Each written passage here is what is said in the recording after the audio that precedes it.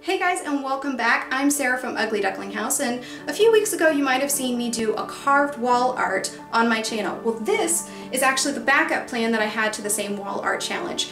I liked the project so much that I just kept right on going with it, and all I wound up having to buy were the air plants because most of this is an entirely scrap wood project. I started by making my own wood canvas using 1x2 furring strips and a 1/4 inch plywood for the front. I added a white decorative frame from MDF, then caulked and painted the inside corner. This made sure that if any of the canvas peeked through, it would be the color of the frame.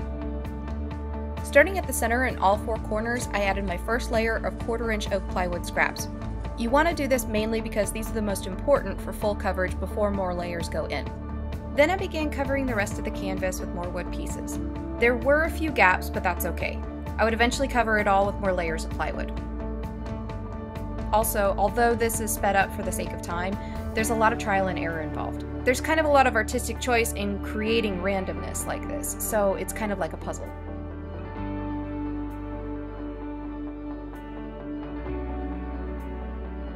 Once I felt I had enough coverage on the first layer, I grabbed the rest of my scraps to begin the second and third layers.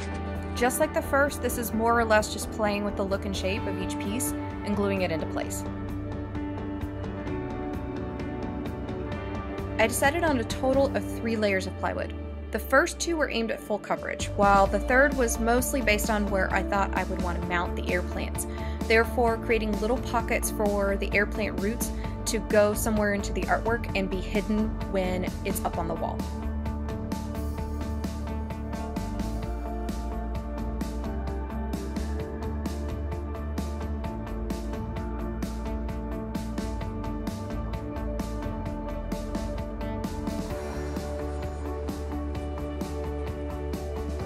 You can use regular stain, but I'd been trying out Rust-Oleum's aged wood accelerator product for a sponsored project and chose to use it again here. What I like about it is that it's water-based, it has almost no odor, and you can be somewhat sloppy with application and have it still look great. You can find more about this product in my blog post.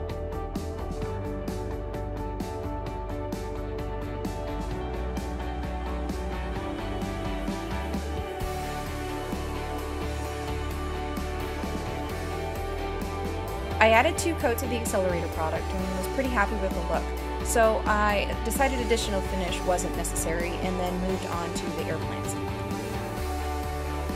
Just like with the wood pieces, I played around with the placement for each air plant. I started in the middle and fanned out from there. Once I was happy with the configuration, I began drilling holes to secure them to the back. Overall, it was pretty easy. I drilled 2 holes per plant, trying my best to place them so that the holes would be obscured by the plants themselves. Then I cut several inches of jewelry wire for each plant and wrapped them around the base, then threaded it through the back. Once taut, I twisted the jewelry wire together on the back side so that it would hold the plant in place.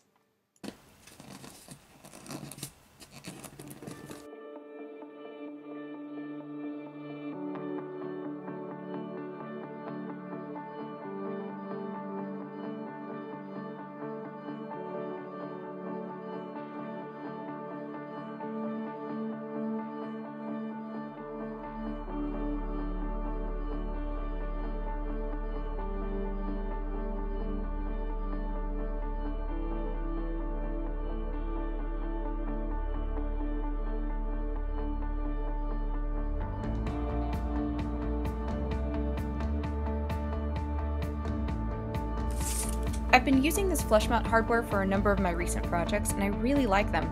I've been using them for both planters and artwork, and it makes things look almost as if it's floating on the wall. It's also really easy to check them for level, and I can hold heavier artwork like my carved wood art.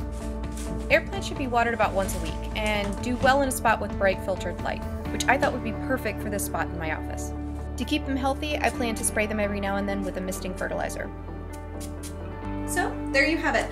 A DIY air plant wall art project, and I hope you guys enjoyed it. Please like and subscribe if you haven't already. Share this with your friends if you want me to continue making DIYs for you, and I will see you guys next time. Thanks.